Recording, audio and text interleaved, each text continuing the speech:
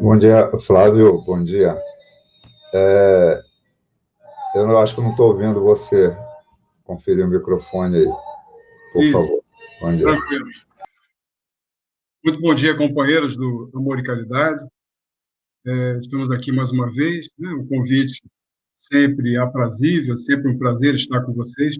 E a gente trouxe um tema, uma temática, de uma prática essencial para esse momento que a gente está vivendo, né? Que é justamente nosso momento de oração, nosso momento de prece, especialmente quando a gente busca o auxílio daqueles nossos amigos, né? O anjo guardião, os anjos guardiães e os espíritos protetores que a misericórdia divina nos contempla, nos propicia, e com base assim no que está nos itens 11 a 14 do Evangelho segundo o Espiritismo, lá no capítulo 28, na coletânea de preces espíritas, que é um capítulo assim que a gente não costuma ler muito, pelo menos estou falando até de mim mesmo, né? A gente começou, em função de alguns compromissos da Casa Espírita, lá do Trabalhadores de Jesus, a gente faz algumas palestras na quarta-feira, e fomos solicitados a falar um pouco sobre essa temática, justamente desse último capítulo lá do nosso Evangelho segundo o Espiritismo.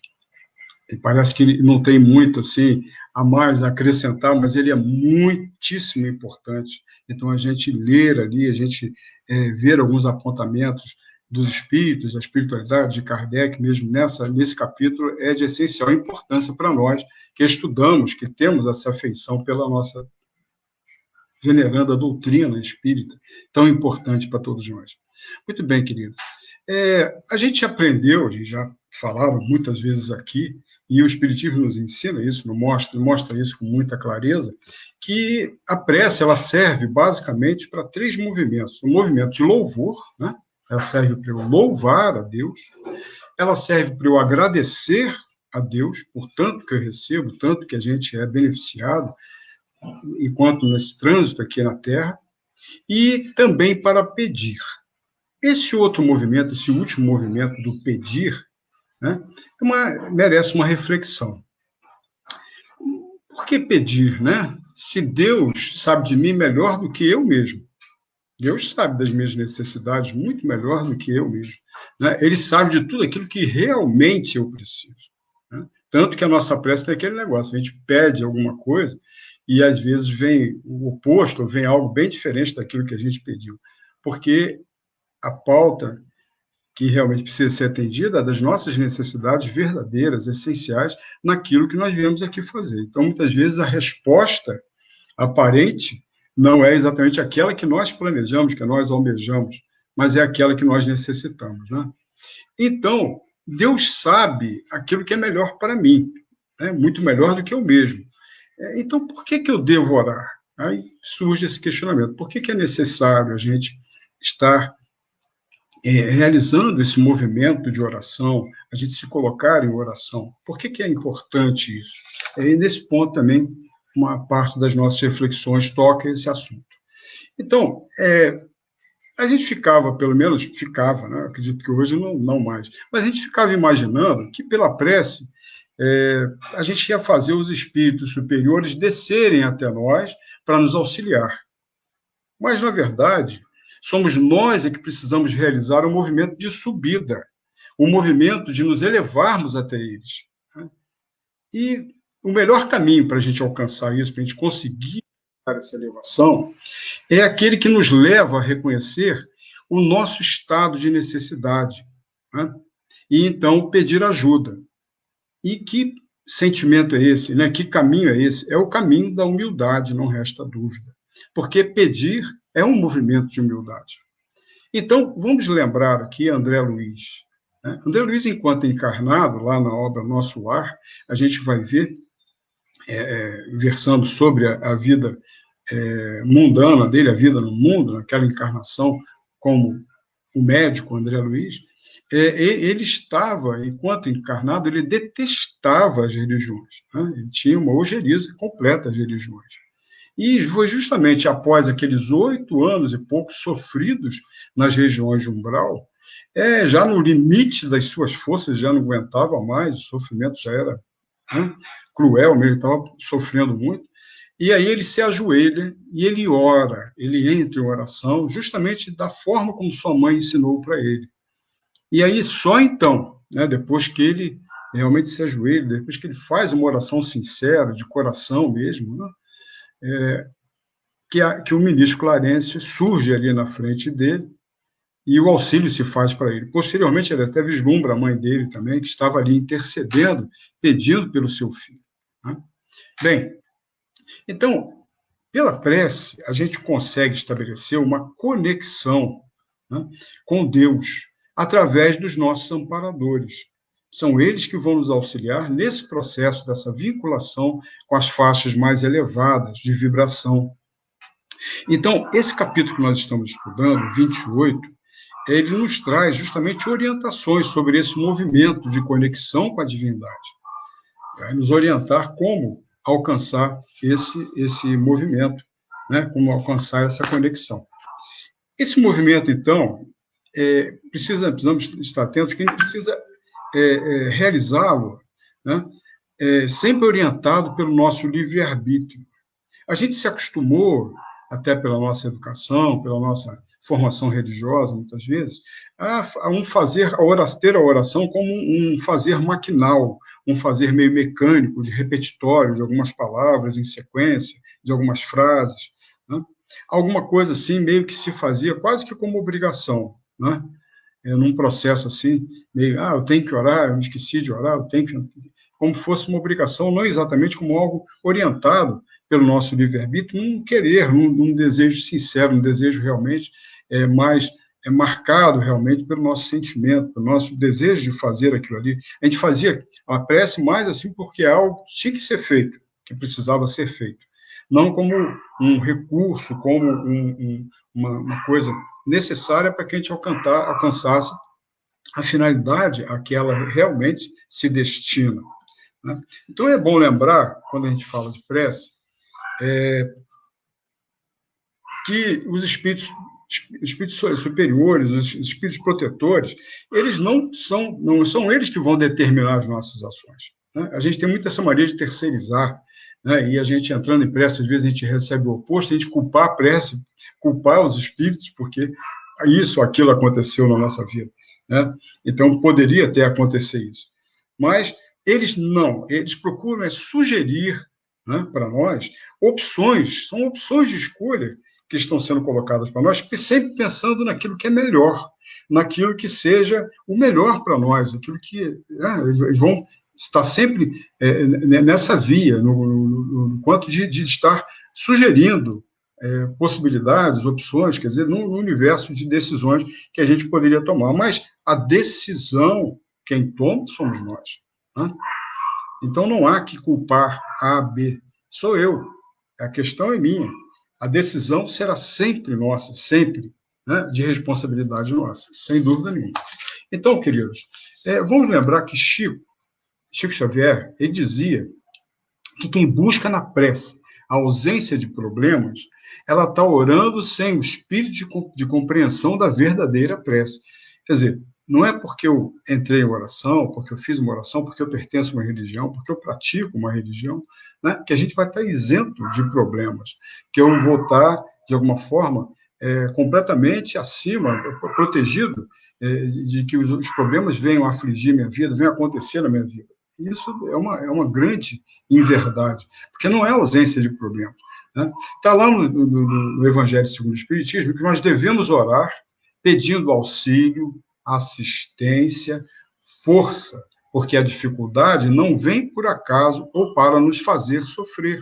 Então, as dificuldades que a vida apresenta, as dificuldades que nós enfrentamos na nossa existência, tem todo um enquadramento, tem toda uma pauta de situações que a gente precisa encarar, precisa enfrentar, sobretudo com um suporte de entendimento, suporte de esclarecimento, de discernimento, para saber lidar com as questões, com as circunstâncias que muitas vezes nos afligem, mas que não acontecem para nos fazer sofrer. Né?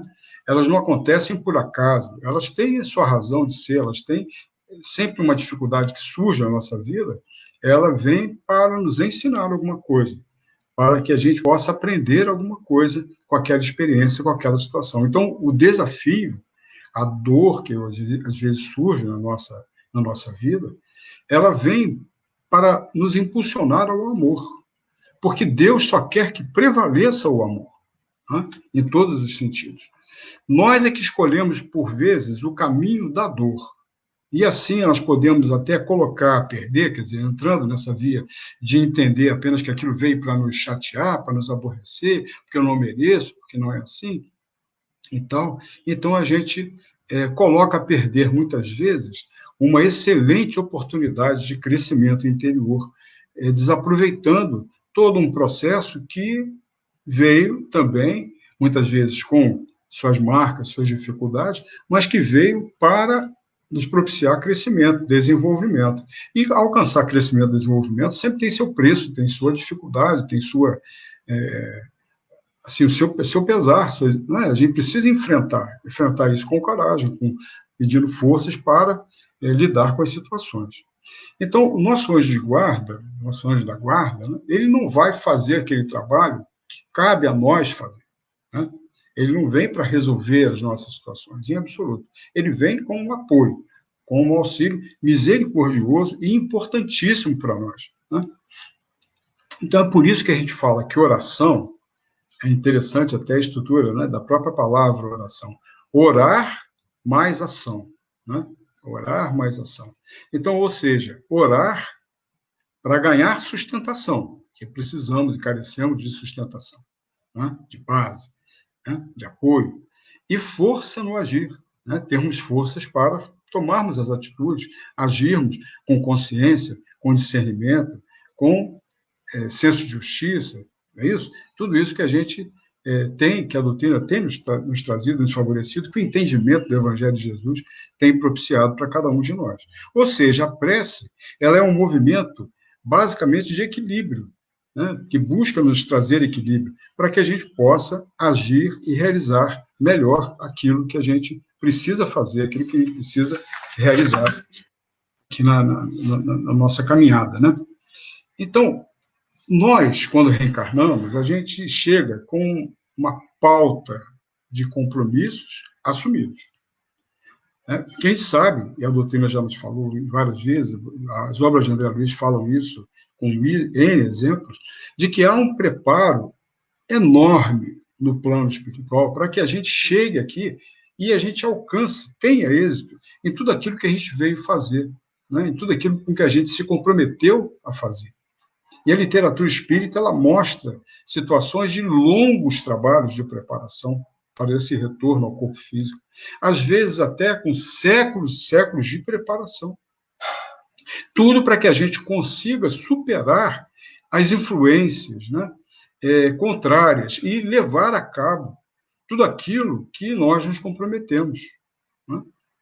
São compromissos que têm a ver com a nossa vida, com a nossa existência, tem compromissos que têm a ver com a vida de outros espíritos também, que vão caminhar, vão conviver conosco na reencarnação, na presente reencarnação. Então, são compromissos sempre, às vezes até vultuosos compromissos, né, dependendo do espírito, em situações que envolvem, às vezes, as massas, as grandes massas, em missões, a gente vai falar um pouquinho sobre isso aqui também, em grandes missões que eles vieram desempenhar, em compromissos assim, de grande relevância, de grande importância. Então, o momento de retorno ao corpo físico, ele é sempre um momento de uma certa insegurança, de incerteza, né? De um certo receio, porque a gente fica a perguntar, né? Será que eu vou dar conta, o espírito, né, antes de reencarnar, depois de toda essa preparação, de todo esse trabalho, ele tem mais ou menos uma linha, um delineamento daquilo que ele vem aqui realizar. A gente sabe que não é maktub, né? Não é que tudo escrito, né? Aquele determinismo que vai acontecer desse jeito, mas é toda uma série de planos, de ações, de realizações que ele está ali, sabe que ele vai ter que enfrentar, que ele vai ter que ver. Né? Então, será que eu não vou me desviar, né, desse caminho? Será que eu vou conseguir, né? Ou será que eu vou fazer como em outras encarnações, que eu acabei abandonando tudo e parti para outras situações e me desviei completamente desse caminho? E como é que vai ficar isso, né? Mas existe todo um amparo, toda uma assistência que a gente tem permanente, né? Todo um apoio, justamente daqueles que permanecem no plano espiritual, nos dando sustentação, os mentores da nossa encarnação, aqueles que trabalharam, que muitas vezes intercederam até por nós, para que nós tivéssemos a experiência reencarnatória com a finalidade de cumprir esses compromissos, muitos sempre abençoados, porque eles sempre visam o nosso bem, o nosso melhor, né?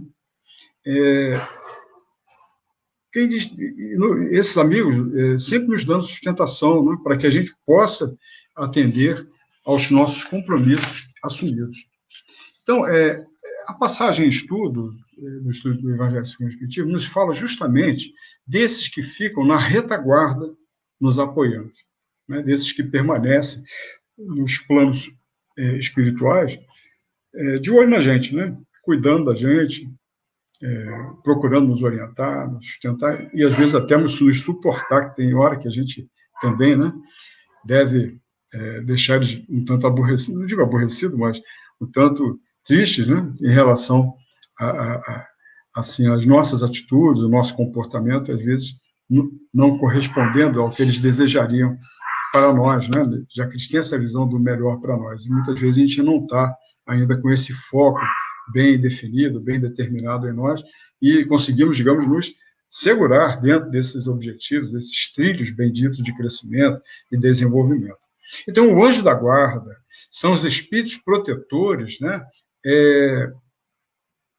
que estão ligados a nós em cada etapa de nossa trajetória aqui na Terra, e que em cada parte da nossa trajetória aqui na Terra, na infância, na adolescência, na maturidade, a gente vai ter espíritos protetores, a gente vai ter o nosso anjo de guarda, aquele espírito mais próximo de nós, nos dando apoio, nos auxiliando. Então, durante a infância, nós vamos ter, muitas vezes, um espírito ou um grupo de espíritos ligados ali a nós, né, para que a gente tenha, na infância, a sustentação dessas lembranças, ainda que pontuais, né, de toda essa preparação ocorrida lá no plano espiritual, antes da gente reencarnar. Né? Então, na infância, a gente vai ter essa presença de um amigo espiritual nos orientando, nos apoiando, nos amparando. E depois, já na fase da adolescência, que é uma fase até mais complicada, né, muitos apelos assim, em relação à questão da materialidade, dessa descoberta de tantas questões, né? Na questão até da própria sexualidade, e toda uma transformação na química corporal também, na questão dos hormônios e tudo no corpo. Então, quer dizer, é uma idade realmente, uma fase complicada, né? Que muitos apelos surgem. Então, na fase da adolescência, às vezes, essa equipe já vão segregar mais componentes, né? Para nos ajudar justamente a evitar as influências da matéria, que nesse caso, né, na época da adolescência, ele é muito forte, muito presente, né, justamente nesse plano nosso, que nós estamos colocados, de provas e expiações. Nós temos, aí, esse é um ponto interessante a gente falar, né, e a gente às vezes se esquece um pouco disso, mas a gente vai ressaltar esse aspecto. Junto a eles, nós temos aqueles protetores que se comprometeram a reencarnar para também nos apoiar nessa jornada, nessa trajetória aqui na Terra. Né? Então, é interessante falar sobre isso, né?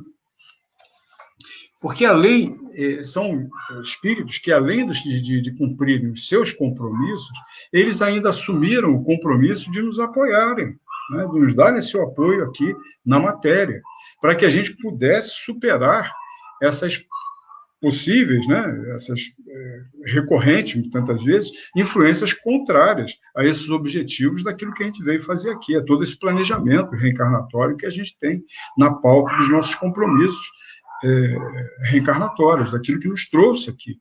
Cada um de nós tem a sua pauta de compromisso, a sua pauta no seu planejamento reencarnatório, que visa sempre a questão do nosso desenvolvimento espiritual, da nossa superação, como também daquilo que a gente veio fazer em favor dos outros, em favor dos que seguem conosco nessa jornada. É nesse ponto que entra a figura do pai, né? A figura da mãe, do avô, da avó, de um tio, tantas vezes um tio mais ligado a gente, um tio pelo qual a gente tem mais relação, mais afeição, não é verdade? Um irmão, né, que tantas vezes é aquele que é o irmão quer dizer, que é o grande confidente, né, que é o grande apoiador em tantas circunstâncias, né, de uma pessoa amiga, né, uma pessoa amiga que surge, amiga da família, colegas de escola, do ambiente de trabalho. Isso a gente vai observar que a gente, fazendo uma retrospectiva da nossa reencarnação, a gente vai perceber pessoas que, em dados momentos, cumpriram uma etapa muito importante nesse trabalho, nesse processo. A gente refletindo, a gente lembrando de algumas pessoas, às vezes de relações até muito fugazes, muito rápidas, né? E que foram de grande importância para a tomada de decisões, para um processo de modificação, de uma releitura de algumas situações da vida, que nos trouxeram possibilidades assim, e perspectivas maravilhosas, que transformaram, muitas vezes, a nossa vida. Né? Tem algumas situações de vida que foram transformadoras. Eu me recordo quando eu fui trazido ao Espiritismo, né? Foram circunstâncias assim, muito interessantes. Eu via um companheiro que era filho onde eu residia, uma pensão onde eu residia lá em Petrópolis, na época de faculdade, e eu vi ele todo sábado lendo lá um livro, estudando um livro, que eu achei que era concurso, aquilo, você está estudando para concurso, ele e a namorada dele. Aí ele falou, não, isso aqui é o Evangelho segundo o Espiritismo. Olha, eu fiquei, Evangelho segundo o Espiritismo, o que você, né? O que vocês têm que estudar? Eu fiquei meio curioso, aquilo me despertou minha curiosidade. Eu comecei a perguntar, pedi que ele me falasse um pouco sobre isso. Ele me falou do Espiritismo e disse que ele frequentava a casa do seu Jota, lá em Petrópolis. E acabou que um dia, eu andando com minha esposa, minha atual esposa, ela, naquela época era minha namorada, a gente andando lá em Petrópolis, eu encontrei com ele na rua, e ele me perguntou, estou indo lá para a casa do seu Jota, você quer vir comigo? Então foi uma coisa, né? E seu Jota foi uma pessoa que me apresentou o Espiritismo, né? Muito bem apresentado, por sinal. Então, foi um momento, assim, mágico, maravilhoso, esse encontro com o Espiritismo, né? E o quanto esse amigo lá nos favoreceu, nos levando a conhecer essa maravilha, né? Que é a doutrina espírita, sem dúvida nenhuma, para todos nós.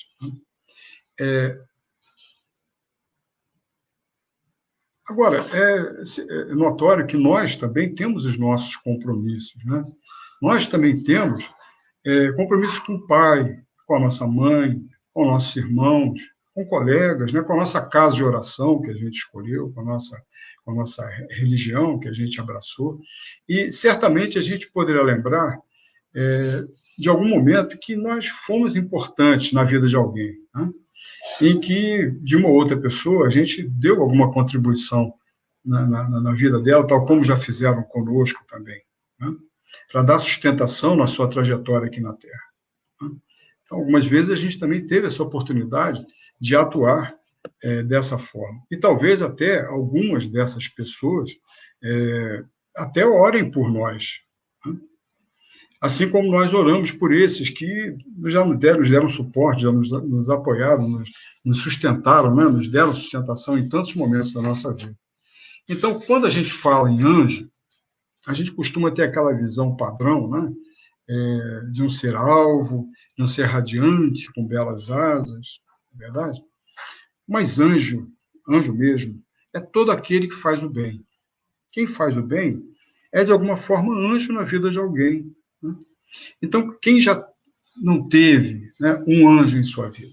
Então, não é muito difícil a gente vislumbrar porque quando fala anjo, realmente, eu acho que a gente fica meio por um atavismo, né, por uma situação clássica, tradicional, a gente enxerga anjo dessa forma, com esse desenho, com essa configuração. E, na verdade, anjo, se a gente olhar bem, são aqueles que fazem o bem. E quantos já fizeram bem na nossa vida? Né? Quantos nos suportaram, nossa mãe, nosso pai, né? Quando a gente dependia totalmente deles, quanta, né, tolerância, a gente que é pai, que é mãe nesse momento, né, que já passou por isso, o quanto que né, essa luta de levantar de madrugada, e quanto é até prazeroso, mas realmente não é fácil, né? Acordar no dia seguinte com aquelas olheiras de noite mal dormida, mas é aquela questão, é o nosso redento que está ali, né? É a nossa cria que está ali, e a gente tem compromisso com eles. Então, quando o Espiritismo, quando o Evangelho segundo o Espiritismo nos fala para orar, né, pelo nosso anjo de guarda, pelos espíritos protetores, em geral a gente ora de uma forma genérica, né? O nosso anjo de guarda, a gente não sabe o nome dele, nem todo mundo sabe, eu pelo menos não sei o nome do meu, mas que nome, que importância isso tem, né? Mas às vezes ora de uma forma genérica, mas em alguns momentos, né, a gente pode orar de uma forma mais específica. Orar mais especificamente. O que seria orar mais especificamente pelo nosso anjo de guarda, pelos nossos espíritos protetores? Agradecer o nosso pai, né, a nossa mãe, que nos deram o corpo, nos deram a possibilidade da presente encarnação, né? A sustentação, justamente naquele período que a gente mais dependia deles, né, toda aquela tolerância, todo aquele suporte, né, toda aquela abnegação, e outras tantas pessoas tão importantes na nossa vida, né? Como seja Chico Xavier, né? Bezerra de Menezes, isso? O nosso patrono, o patrono de muitas instituições espíritas, Bezerra de Menezes, né? O nosso mestre maior, né, Jesus Cristo, nosso mestre Jesus. Então, nós temos muitos anjos de guarda, espíritos protetores a agradecer, inclusive nominalmente, de uma forma até mais específica. Né? Quanto que a gente não tem que agradecer nosso pai, nossa mãe, ou aqueles que cuidaram de nós e que velaram por nós anos a fio, né? Para que aqui estivéssemos hoje, nossa vida, isso, e, sobretudo, com essa possibilidade maravilhosa de conhecer mais profundamente a doutrina espírita. Beleza, né, amigos? Então, Chico, vamos nos focar um pouquinho na vida de Chico, tão rica, né, tão ilustrada, tão interessante em termos assim das experiências que ele nos relata. E Chico, a gente sabe da biografia dele, que nos mostra na sua história, que logo cedo, aos 5 anos, ele acabou ficando órfão de mãe. E ele ficou muito triste quando a sua mãe lhe disse que precisava fazer uma viagem. Já falando justamente com ele, uma linguagem que ele pudesse entender, ela doente, lá no leito, já próximo de morrer, ela falou assim, olha, mamãe vai viajar, você vai ter que ficar um tempo sem ver a mamãe.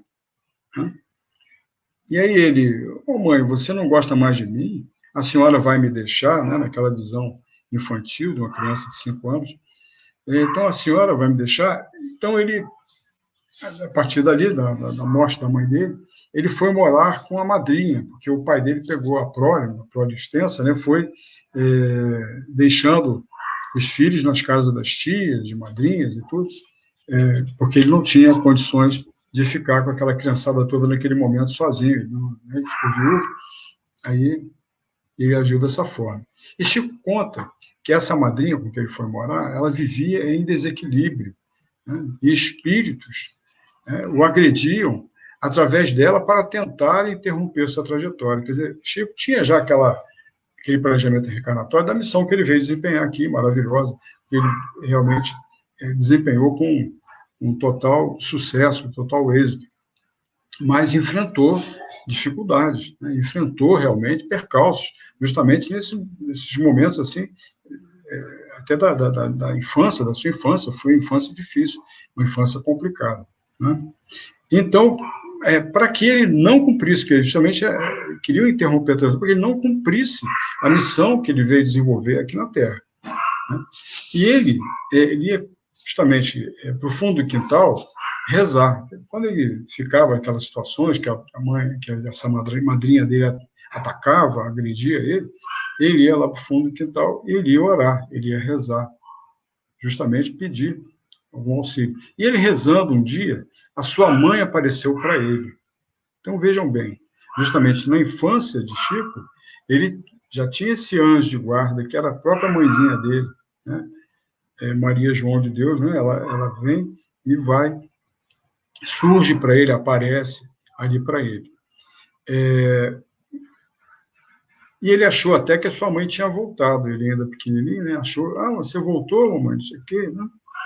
Aí ele mostrou lá o corpo todo marcado das suas que ele levava, a garfada na barriga, né? Que a gente está relatado aí na história de Chico, né? E aí sua mãe disse, tudo isso vai passar, Chico. E aí um dia ele estava muito abatido, estava muito triste, a mãe dele, né, preocupada, viu ele daquele jeito e tudo. Sua mãe perguntou, por que ele estava assim? Por que você está desse jeito, Chico? É que estou com muita fome, mamãe, muita fome. Estou há 3 dias sem comer. Aí a mãe dele falou, fecha os olhos, Chico, e reza, mas reza com todo fervor para que Deus te mande um alimento para você. E ele assim fez. Né? Dali a pouco, veio um cachorro enorme e largou da boca um jatobá aos pés dele. Uma fruta, né? Um fruto muito calórico, né? Bem suculento, tudo. E ele, então, ganhou ali um jatobá, caiu aos pés dele. E isso acabou se repetindo algumas vezes, toda vez que ele estava com fome, que ele estava nesse desespero, nessa situação, né? Nessa dificuldade, ele dizia que não sabia se o cachorro era encarnado ou desencarnado. Não tinha, ele só sabia que ele pedia e o jatobá vinha. Né? Alguém colocava a frutinha para ele. Então, amigos, assim como Chico, né, Chico Xavier, Bezerra de Menezes, Dr. Eurípides Barçanufo e tantos outros que foram anjos na vida de tantas pessoas, o nosso dever é de imensa gratidão a todos eles. Todos nós, isso é importante que a gente coloque também, todos nós podemos ser, né? Podemos ser um pouco anjos uns dos outros. Né? Podemos ser. Estamos aqui e muito recebemos, muito temos recebido, e muito ainda vamos receber dos bons espíritos, daqueles que guardam, que velam pela nossa existência, pelos nossos compromissos assumidos. Né? Temos espíritos que nos protegem, que nos sustentam, nos dão recursos, prontos a oferecer recursos, para a gente poder cumprir aquilo que a gente veio fazer aqui. Né? Mas, assim como eles, nós também podemos ser instrumentos do bem. É importante que a gente coloque isso, né? Que é justamente a gente colocar em prática aquilo que nós temos aprendido, essas orientações todas que a doutrina nos traz, é para que a gente coloque em prática. Não adianta eu só saber disso, só conhecer isso. Eu preciso que isso seja uma força viva a dar sustentação à minha vida, na minha prática diária, nos meus esforços diários, e, sobretudo, quando a gente tem condições de fazer alguma coisa, tem condições de sermos aqueles instrumentos do bem na vida de alguma pessoa. E justamente o bem a serviço de Jesus, sempre a serviço do nosso Mestre querido. Né?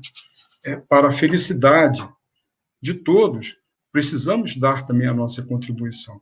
Né? Então, amigos, que possamos sempre estarmos empenhados em cultivar, em contribuir para o equilíbrio e para a paz de todas as pessoas, aqueles que convivem conosco, encarnados e desencarnados. Por isso, da importância, meus irmãos, de estarmos estudando, digamos, a doutrina, aprendendo com Jesus, aprendendo com os Espíritos, aprendendo com Allan Kardec, né? A gente aprofundando mais e mais esses conhecimentos, que são eles que vão estar estruturando essas bases de filosofia, essas bases de entendimento tão importantes dentro de nós, e aí nos possibilitando a tomada de decisões com mais clareza, com mais aclaramento, com mais objetividade, dentro daqueles objetivos maiores da vida, daqueles objetivos que nos orientam os nossos passos hoje, nós que temos tido a doutrina espírita como esse recurso fantástico, essa orientação fabulosa que nos permite traçar linhas de ação, traçar diretrizes maiores para a nossa vida, justamente no âmbito do equilíbrio e da paz, como já ressaltamos, na via da oração, na via desse louvar, agradecer e pedir. Né? Pedir, sim. Precisamos pedir, porque as nossas necessidades ainda são imensas. E esses amigos sempre terão algo a nos oferecer, porque eles estão numa condição de um patamar acima de nós. Então, eles estão em condições de nos propiciar recursos para essas tomadas de decisão, que, como ressaltamos, serão sempre nossas, né? Porque precisamos estar sempre orientados pelo nosso livre-arbítrio, é o nosso desejo, é o nosso querer, mas sempre orientado por eles. Eles não vão estar fazendo nada por nós. Eles nos orientam, nos auxiliam, nos amparam. Então, que sejamos também força de orientação, de auxílio, de amparo, né, na vida das outras pessoas, justamente estabelecendo para nós uma pauta sempre na linha do bem, na linha do melhor a fazer, na linha do Evangelho de nosso Mestre Jesus. Que a paz do Mestre amado possa estar em todos os corações e que possamos vencer esses momentos difíceis, incertos dessa pandemia que, de alguma forma, atinge, de toda forma, né, atinge a todos nós. Então, precisamos, de uma forma confiante, de uma forma mais serena possível, enfrentarmos tudo isso sempre com fé, sempre com a certeza de que tudo passa, e que as situações que enfrentamos fazem parte de uma pauta de compromissos e obrigações assumidos antes da gente vir para cá. Então, nós estamos num momento muito importante da humanidade, talvez uma reversão, né? Um ponto de inflexão de valores e tudo, de repensar, de reflexões, importante para um entendimento mais lúcido e um aclaramento daquilo que efetivamente viemos aqui realizar. Que em nome de Jesus estejamos todos em paz. Muito obrigado, queridos. Abraço.